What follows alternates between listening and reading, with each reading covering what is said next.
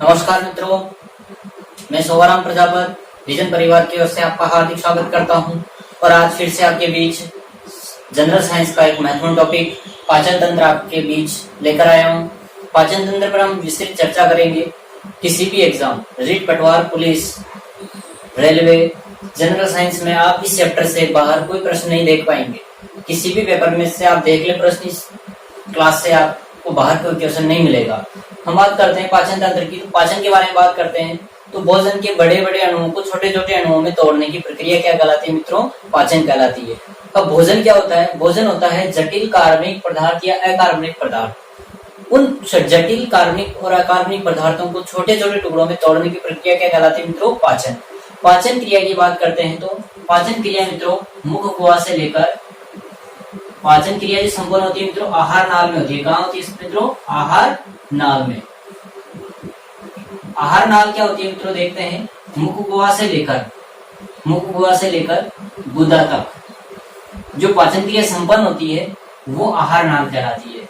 उस स्थान को क्या कहते हैं मित्रों? आहार नाल। और आहार नाल की जो लंबाई होती है मित्रों, आहार नाल की लंबाई है मित्रों 10 से 12 मीटर। कितनी होती है मित्रों? 10 से 12 मीटर। इसके बारे में बात करते हैं मित्रों, ये व्यक्ति या प्राणी के शरीर के आकार के ऊपर निर्भर करता है, डिपेंड करता है कि उसके आहार नाल की लंबाई कितनी होगी। तो हम यहाँ पर बात कर रहे थे पाचन तंत्र के बारे में, तो हम पाचन तंत्र के हिस्सों के बारे में बात कर लेते हैं, पाचन तंत्र के प्रमुख भागों की बात कर लेते हैं। पाचन तंत्र में कौन कौन से हिस्से आते हैं तो देखते हैं मित्रों बात करते हैं पाचन तंत्र के हिस्सों के बारे में। तो सबसे पहले जो अंग है वो मुख गुहा है। सबसे पहले भोजन कहा जाता है मित्रों मुख गुहा के अंदर। उसके बाद में पहले अंगों की बात कर रहा हूँ, वहां से मित्रों हो जाता है ग्रसनी के अंदर। ग्रसनी के अंदर बात करते हैं तो ग्रसनी के अंदर भोजन जाता है। ये ग्रसनी जो होता है मित्रों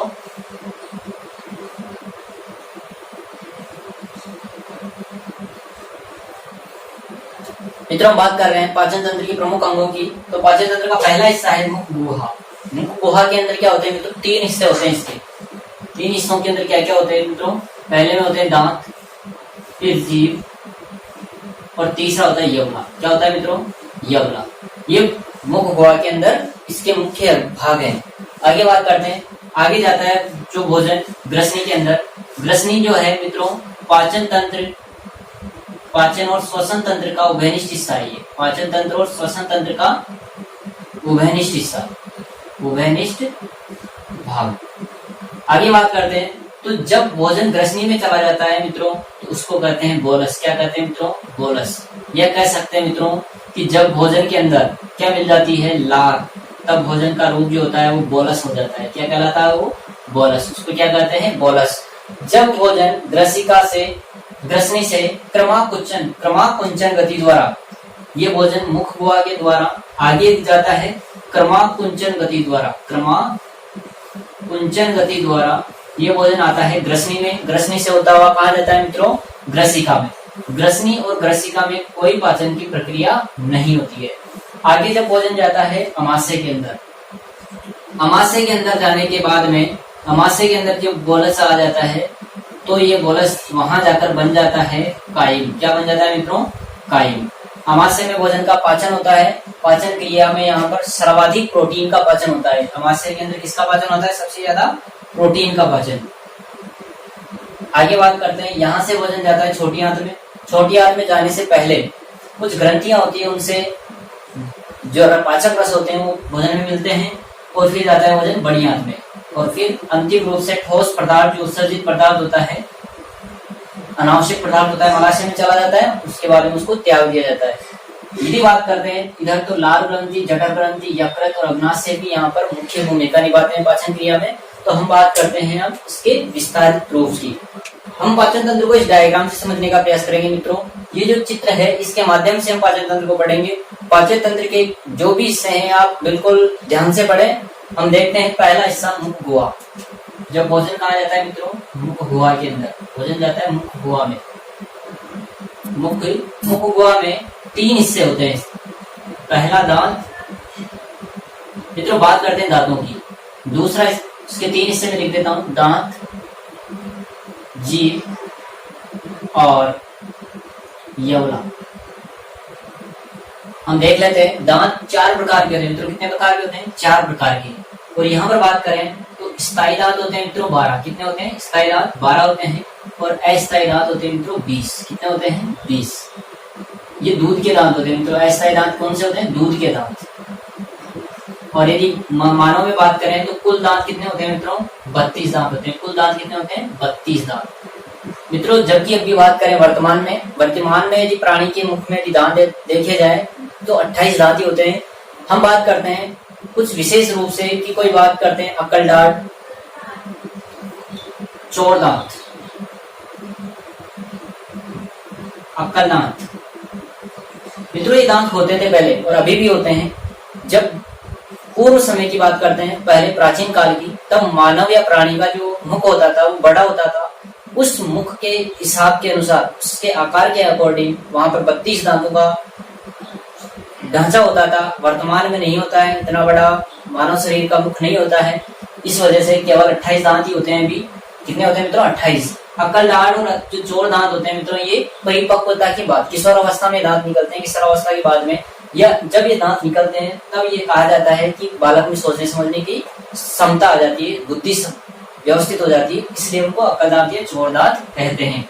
आगे बात करें तो ये 4 प्रकार के दांत कौन कौन से थे वो देख लेते हैं। पहला है मित्रों प्रतनक,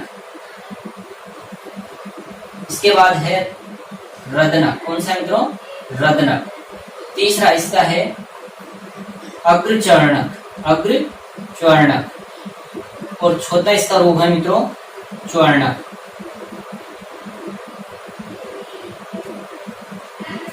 इनकी संख्या के बारे में बात कर रहे थे मित्रों। तो प्रतनक दांतों की संख्या होती है मित्रों 8। कितनी होती है मित्रों? 8। रदनक दांतों की संख्या होती है मित्रों 4। और अग्रचर्णक की मित्रों होती है संख्या 12 और चर्णक की संख्या होती है मित्रों 8। इनका ये तो टोटल देखें तो टोटल हो गया 32। टोटल कितना हो गया मित्रों? 32। ये वयस्क में पाए जाते हैं। किसमें पाए जाते हैं? ये वयस्क में दांतों की संख्या है। यदि बच्चों में पूछ ली जाए दांतों की संख्या, तो बच्चों में कितनी होती है मित्रों? कितनी होती है बच्चों में दांतों की संख्या? 20 होती है। कितनी होती है? 20। प्री मोलर जो दांत होते हैं बच्चों में नहीं पाए जाते हैं, इसीलिए इनमें कितने दांत होते हैं? केवल 20 दांत होते हैं। आगे बात करते हैं इनके कार्य की। तो कृत्रिम दांतों का काम होता है मित्रों फाड़ना, इसका मित्रों काम होता है चीरना, और इन दोनों का काम होता है चबाना। तो ये कार्य हुए इनके। यहाँ से प्रश्न हो सकता है वयस्क में दांतों की संख्या पूछी जा सकती है, एक बालक में दांतों की संख्या पूछी जा सकती है। तो आप देख पा रहे होंगे, जवाब दे सकते हैं। प्रश्न ये भी हो सकता है कि बालक में कौन से दांत नहीं पाए जाते हैं, तो अग्रचर्णक दांत बालक में नहीं पाए जाते हैं। आगे बात करते हैं जीभ के बारे में। मित्रों जीभ से पहले बात करने से पहले दांत के बारे में बात कर लेता हूँ वापस। दांतों के ऊपर एक परत होती है इनेमल की, सफेद प्रकार का एक पदार्थ होता है। इनेमल जो होता है मित्रों कैल्शियम कार्बोनेट और कैल्शियम फास्फेट का बना होता है। किसका बना होता है मित्रों? कैल्शियम कार्बोनेट और कैल्शियम फास्फेट का। ये मानव शरीर का सबसे कठोर पदार्थ होता है, सबसे कठोर पदार्थ। आइए जीभ के बारे में। जीभ जो होती है मित्रों हमें स्वाद का ज्ञान कराती है। किसका ज्ञान कराती है? भोज्य का स्वाद का ज्ञान कराती है। जीभ के बारे में बात कर लेते हैं मित्रों। जीभ जो होती है मित्रों एक मांसपेशी है, मांसपेशी संरचना होती है।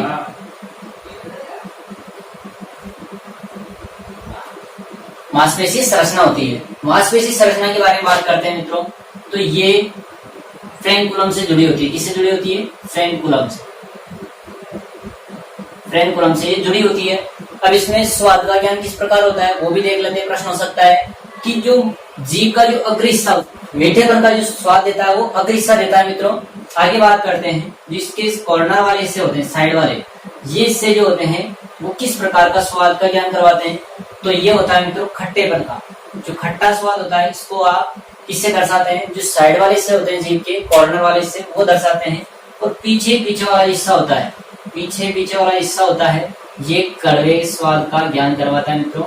कड़वा जो पदार्थ होता है उसका ज्ञान करवाता है, जबकि इसका जो मध्य हिस्सा होता है, मध्य भाग, ये स्वादहीन होता है। यहाँ कोई स्वाद कलिकाएं नहीं पाई जाती है, स्वादहीन होता है। हम बात करते हैं खट्टे के पास में दोनों तरफ जो स्वाद कलिकाएं होती है वो नमकीन स्वाद का ज्ञान करवाता है। हम बात कर रहे थे मित्रों स्वाद की, तो ये स्वाद का ज्ञान तो हमें करवाता है, लेकिन इसका जो नियंत्रण करता है कौन करता है मित्रों? कौन करता है? मस्तिष्क करता है। तंत्रिकाएं कोशिकाएं से जुड़ी होती है, वो तंत्रिकाएं मस्तिष्क को संवेदनाएं देती है और उन पर मस्तिष्क कार्य करके स्वाद का ज्ञान हमें करवाता है। तो हम यहाँ पर देख पा रहे हैं मित्रों कि जो जीभ पर मित्रों यहाँ पर जो जीभ का जो कार्य होता है ध्वनि को वाणी में कन्वर्ट करने का होता है, कार्य होता है यहाँ पर ध्वनि को वाणी में कन्वर्ट करने का कार्य होता है। अब वाणी कन्वर्ट करने के बाद में हमें भाषा का रूप ये प्रदान करती है। तो यहाँ पर एक प्रश्न हो सकता है मित्रों कि जन्म से गूंगे व्यक्ति या गूंगे बालकों में जो भाषा का विकास नहीं हो पाता, वाणी को बोल नहीं पाते, उस किसके कारण नहीं बोल पाते मित्रों? जीभ के कारण। अन्य कोई ऑप्शन हो जाएंगे वहां पर, लेकिन यहाँ पर जो उसका जो मुख्य कारण होगा वो होगा वाणी केंद्र का विकसित नहीं हो पाना। ये श्वसन तंत्र में भी हम पढ़ेंगे। श्वसन तंत्र में ट्रेकिया जो होता है स्वर यंत्र, वहां पर हम इस जानकारी को देखेंगे। हम अभी पाचन तंत्र में इतना सा ही पढ़ेंगे इसको। ये इसके स्वाद का ज्ञान होता है मित्रों। यहाँ मित्रों लार मिलती है भोजन में। क्या मिलती है? लार। लार में जो होता है मित्रों 98% जो होता है मित्रों जल होता है। क्या होता है? जल। और 2% होते हैं एंजाइम। क्या होते हैं मित्रों? एंजाइम। जब ये लार भोजन में घुलती है तो भोजन को ये लसलसा बनाती है। क्या करती है मित्रों? ये भोजन को लसा बनाती है और लसलसा बनाने के साथ में रोगाणु मुक्त करती है। रोगाणु मुक्त करती है। साथ में यहाँ पर स्टार्च का पाचन होता है। किसका पाचन होता है मित्रों? 30% स्टार्च का यहाँ पर पाचन होता है। स्टार्च को यहाँ पर बदला जाता है मित्रों। 2 प्रकार के एंजाइम होते हैं इसमें। एक तो होता है टाइलिन, और एक होता है लाइसोजाइम। लाइसोजाइम मित्रों, लाइसोजाइम जो होता है रोगाणु मुक्त करने का काम करता है, रोगाणु नष्ट करने का काम करता है। ये जो लाइसोजाइम जीवाणु होता है, यहाँ पर जो एंजाइम होता है मित्रों, ये पाया जाता है लार में, आंसुओं में, मतलब आंख में भी पाया जाता है ये, और गौमूत्र में भी ये पाया जाता है। अब बात कर लेते हैं हम, जो लार जो होती है भोजन को लसलसा करती है, रोगाणु मुक्त करती है और बोलस का इसको रूप दे देती है। अब ये भोजन यवला के द्वारा और जीभ के द्वारा ग्रसनी में धकेल दिया जाता है। किसके द्वारा धकेल दिया जाता है? यवला के कारण और ग्रसनी के द्वारा। अब यवला और जीभ के कारण भोजन को ग्रसनी में धकेल दिया जाता है। अब बात करते हैं जो यवला होता है वो क्या होता है मित्रों। हम यवला को एक विशेष संरचना के रूप में अपने मुख के अंदर देख सकते हैं। एक उत्तकीय संरचना, एक मांसपेशी संरचना एक लटकी हुई होती है अपने मुख के अंदर, तालू के पास में, उसे यवला कहते हैं, जिसको अपनी सामान्य भाषा में कागला भी कहते हैं।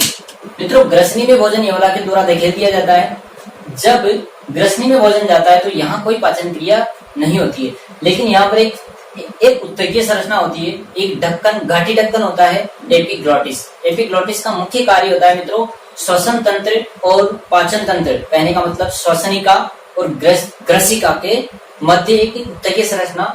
जब भोजन करते हैं तो वह श्वसनिका पर रुक जाता है, और जब श्वसन क्रिया करते हैं तब क्या हो जाता है? वो ग्रसिका को ढक देता है। कहने का मतलब जो ग्रसनी है ये श्वसन तंत्र और पाचन तंत्र का उभयनिष्ठ हिस्सा होती है। आगे बात करते हैं ग्रसिका की।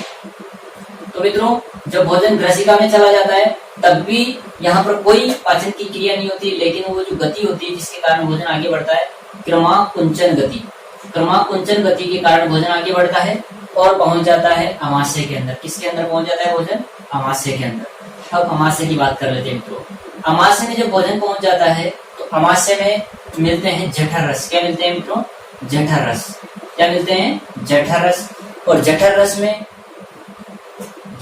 उसमें मिलते हैं। तो जठर रस की यहाँ पर पीएच देख लेते हैं।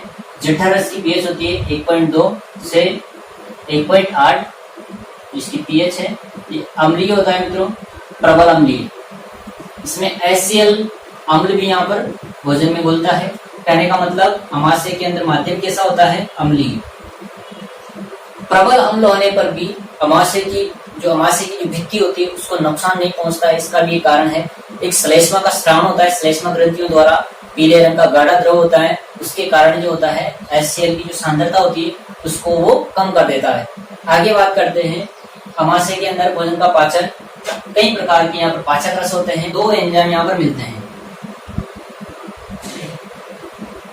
दो एंजाइम का नाम मैं लिख देता हूं, रेनिन, रेनिन यहाँ पर मिलता है और एक यहाँ पर मिलता है पेप्सिन, एक एंजाइम यहाँ पर मिलता है पेप्सिन। मित्रों जब HCl के बाद में दो एंजाइम इस भोजन के अंदर मिलते हैं तो बोलस जो होता है वो बदल कर क्या हो जाता है मित्रों, काइम। ये प्रश्न आया हुआ मित्रों, ध्यान रखना इस चीज का, दोनों प्रश्न आए हुए हैं। ये बोलस किसका रूप ले लेता है, अब काइम का। अमाशय के अंदर भोजन किसका रूप ले लेता है, काइम का।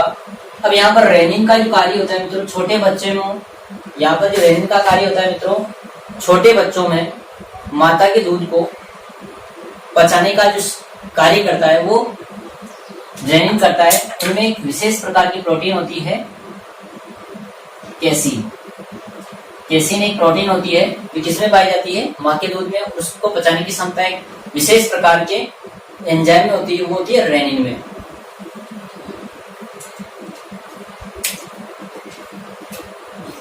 अमाशय के अंदर जो पेप्सिन होता है ये प्रोटीन का पाचन करता है। किसका पाचन करता है मित्रों, प्रोटीन का पाचन। तो सर्वाधिक प्रोटीन का पाचन कहाँ होता है, सर्वाधिक प्रोटीन का पाचन होता है मित्रों अमाशय के अंदर। किसके, देखो मित्रों यहाँ से भोजन निकलते ही अमाशय से यकृत से होता, यकृत के पास से होता हुआ और अग्नाशय ग्रंथि के पास से होता हुआ गुजरता है। तब यहाँ से यकृत के द्वारा बनाए गए पित्तरस, मित्रों पित्तरस जो होता है पायसीकरण करता है। क्या करता है, पायसीकरण, वसा का पाचन करता है, वसा का पाचन। मित्रों बात करते हैं पित्तरस का निर्माण तो कौन करता है, यकृत। और भंडारण कौन करता है मित्रों, भंडारण करता है मित्रों पित्ताशय। कौन करता है मित्रों, पित्ताशय। यहाँ पर इस चीज का विशेष ध्यान रखेंगे, निर्माण कौन करता है, यकृत, और भंडारण कौन करता है, पित्ताशय। जब ये भोजन में मिल जाता है तो यहाँ पर स्वांगीकरण होता है, और जब ये पित्तरस भोजन में मिल जाता है साथ में यहाँ पर अग्नाशय रस भी यहाँ पर इसमें मिलते हैं। यहाँ पित्तरस मिलने के बाद में अग्नाशय से कई प्रकार के पाचक रस मिलते हैं, अग्नाशय से कई प्रकार के पाचक रस मिलते हैं। तो पाचक रस मतलब एंजाइम, आंतरिक रस उनको कह सकते हैं। ये एंजाइम भोजन में मिलते हैं, माल्टेज, सुक्रेज और लैक्टेज। ये तीनों भोजन में मिल जाते हैं और तीनों एंजाइमों का अलग अलग यहाँ पर कार्य होता है मित्रों। जो माल्टेज होता है ये भी ग्लूकोज का निर्माण करता है, सुक्रोज होता है ये भी ग्लूकोज, सुक्रेज होता है ये भी ग्लूकोज का निर्माण करता है मित्रों, और लैक्टेज से भी किसका निर्माण होता है मित्रों, ग्लूकोज का निर्माण होता है। यहाँ पर एक एंजाइम और मिलता है लाइपेज। कौन मिलता है मित्रों, लाइपेज, जो वसा का पाचन करता है, और साथ में ट्रिप्सिन और एमिलेज, एमिलेज प्रोटीन का, सॉरी स्टार्च का, और ट्रिप्सिन प्रोटीन का पाचन करते हैं। मित्रों बात करते हैं यहाँ ये प्रक्रिया होने के बाद में भोजन चला जाता है छोटी आंत में। कहने का मतलब ये जो हिस्सा होता है ये छोटी आंत का हो जाता है, और छोटी आंत में जो भोजन जाता है क्रमांकन गति द्वारा, छोटी आंत में पाचन क्रिया का सर्वाधिक हिस्सा होता है। पाचन का जो सर्वाधिक हिस्सा है वो छोटी आंत में होता है। पाचन क्रिया सर्वाधिक होती है कहाँ पर होती है, छोटी आंत में होती है। छोटी आंत के बारे में बात कर रहे हैं मित्रों। इसके तीन हिस्से बताए गए हैं। क्या, कौन कौन से बताए गए मित्रों, ग्रहणी, इसको बोलते हैं ड्योडीनम। क्या बोलते हैं मित्रों, इसको ड्योडीनम, डी से इसको लिखते हैं। इसके बाद में है मित्रों जेजुनम, जेजुनम, इसको जे से लिखते हैं। और तीसरा है मित्रों इलियम, इलियम को कहते हैं मित्रों शुद्रांत। क्या कहते हैं मित्रों, शुद्रांत। आप विशेष ध्यान रखेंगे, इसको आई से लिखते हैं, इसको जे से लिखते हैं, इसको डी से लिखते हैं। इसके आकार का क्रम देखिए तो क्या होता है मित्रों, आई सबसे बड़ा होता है, इलियम सबसे हिस्सा बड़ा है, उसके बाद में जेजुनम, उसके बाद में ड्योडीनम। ये आकार का क्रम है। ये पहले पूछा गया मित्रों, इंपॉर्टेंट है। इलियम किसका भाग है, इलियम किसका भाग है मित्रों, छोटी आंत का भाग है। छोटी आंत में सर्वाधिक पाचन होता है। क्या होता है मित्रों, सर्वाधिक पाचन क्रिया। यहाँ पर सर्वाधिक पाचन क्रिया संपन्न होती है। इसके बाद में भोजन चला जाता है मित्रों बड़ी आंत के अंदर। कहाँ चला जाता है मित्रों? बड़ी आंत के अंदर। देख पा रहे होंगे, इसके बाद में भोजन चला जाता है बड़ी आंत के अंदर। बड़ी आंत में भोजन जाने के बाद में यहाँ पर होता है जल का अवशोषण। किसका होता है मित्रों? जल और लवण का अवशोषण। लवण का अवशोषण। ये विशेष ध्यान रखेंगे छोटी आंत में और बड़ी आंत में अंतर। छोटी आंत में प्रोटीन, कार्बोहाइड्रेट, वसा सभी का पाचन होता है, जबकि यहाँ पर होता है मित्रों जल और लवण का पाचन, अवशोषण होता है मित्रों। सॉरी, यहाँ पर अवशोषण होता है जल और लवण का। और इसके भी 3 भाग है मित्रों।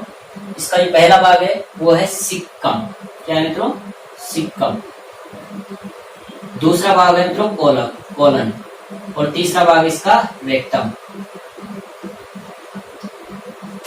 सी और आर, ये इसके 3 हिस्से हैं।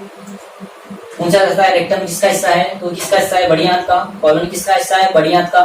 यहाँ पर ये पाचन की क्रिया संपन्न होती है। अंत में जो शेष गाढ़ा जो पदार्थ होता है, जो हानिकारक पदार्थ होता है, उसको एक विशेष प्रकार की कोशिकाओं द्वारा, पेशियों द्वारा, जो स्वरंगी पेशियां होती है। कौन सी पेशियां होती है मित्रों?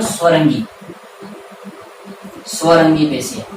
इन पेशियों के द्वारा श्लेष्मा के साथ इसका उत्सर्जन गुदा द्वारा किया जाता है। इस प्रकार ये पाचन की क्रिया संपन्न होती है। हम पाचन से जुड़े हुए प्रश्नों को एक PDF के माध्यम से आपको उपलब्ध करवाएंगे।